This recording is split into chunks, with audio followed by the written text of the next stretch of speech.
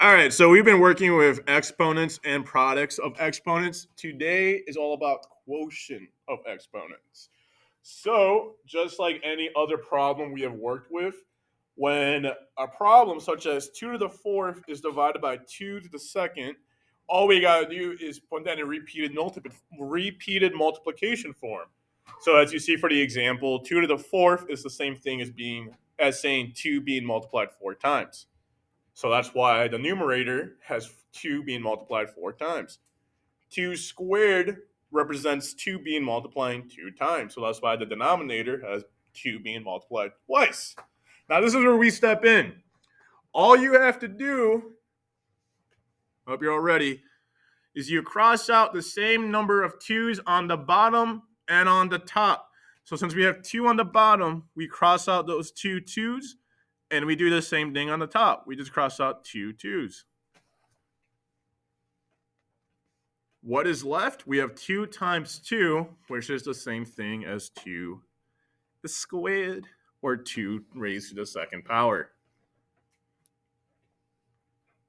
So that is all we are asked to do. So for the second example, negative 4 to the fifth power, well, the numerator, that's just negative 4 being multiplied 5 times. So I'm going to write negative 4 being multiplied 5 times.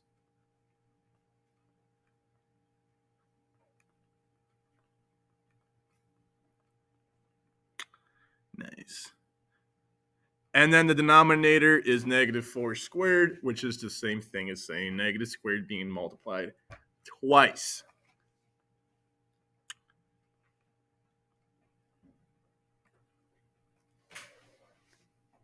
Yes, Angie.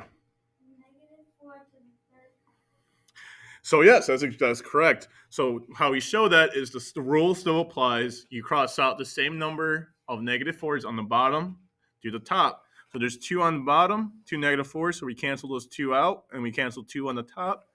And as Angie said, we are left with negative 4 being multiplied 3 times, or negative 4 raised to the third power.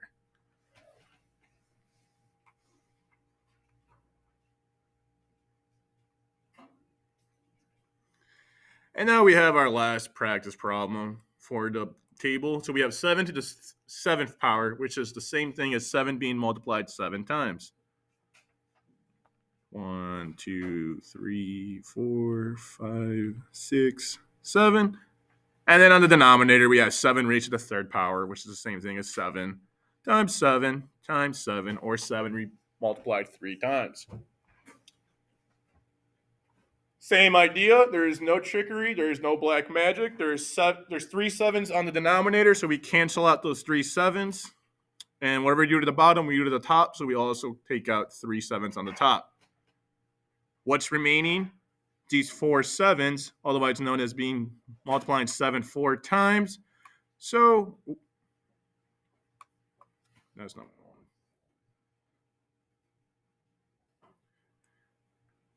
So our final answer is 7 to the fourth.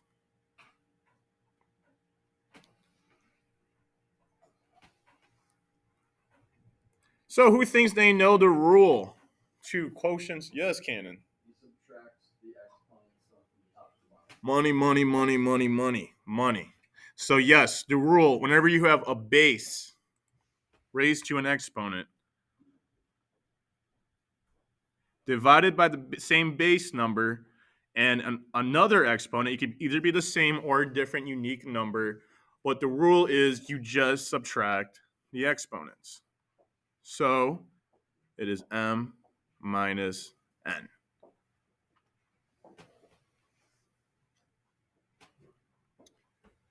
So for practice problem number 1, we have 9 to the 7th power. Let's see if I can keep that. Okay.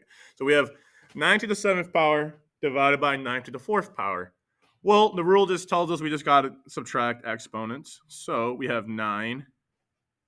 And then the difference of the exponents would be 7 minus 4. So our final answer is 9 to the 3rd power.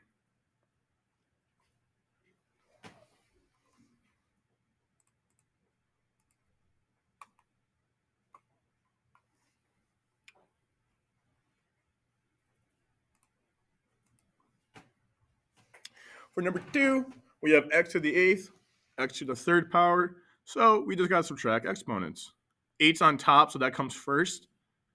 And then on the bottom, we have to the 3rd power, so we're going to subtract 3 from 8. 8 minus 3 will give us our final answer of x to the 5th.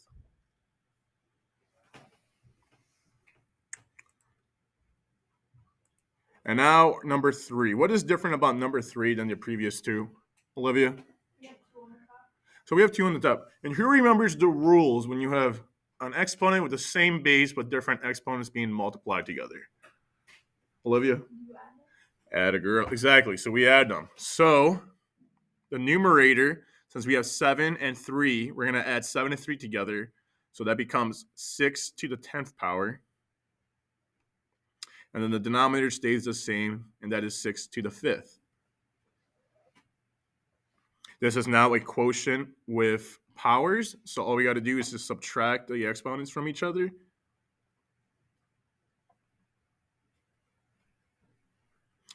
So we're left with 6 raised to 10 minus 5. So our final answer is 6 to the 5th, because 10 minus 5 will give you 5. And what is the first step we have to do when we're working with number 4? We have to add the exponents on the denominator. So 2/15 remains on the top, but what becomes of the bottom? What becomes of the denominator, bud? 3 plus 5 is 8, so we get 2 to the 8th. And then what do we do from here? Subtract the exponents. So we get 15 minus 8, and that will give you a final answer of 2 raised to the 7th power.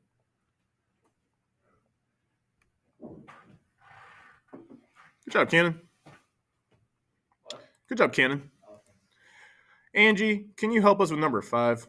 Give me 1 second to get back to my pen. All right, so what do we do for number 5, hon?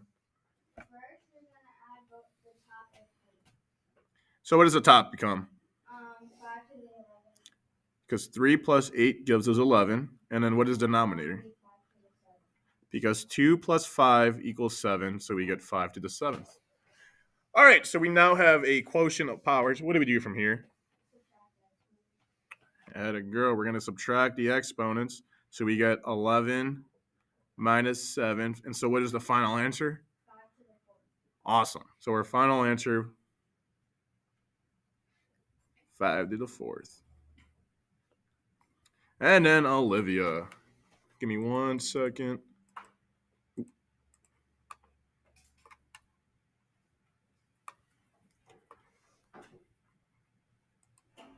All right, Olivia, so what do we have to do first? You got to add m to the 4th power plus m to the 8th power. So what does that become? M to the 12th power. Awesome, because 4 plus 8 is 12, so this becomes m to the 12th. And then what happens with the denominator? Do we do anything? It's the same. It's the same. Take us home. Then you subtract 6 from 12, and you get 6. So m equals 6 to the 6th power. Awesome. So our final answer, once we subtract 12 and 6, m to the 6th power, and you are done. All right, boom. That is it for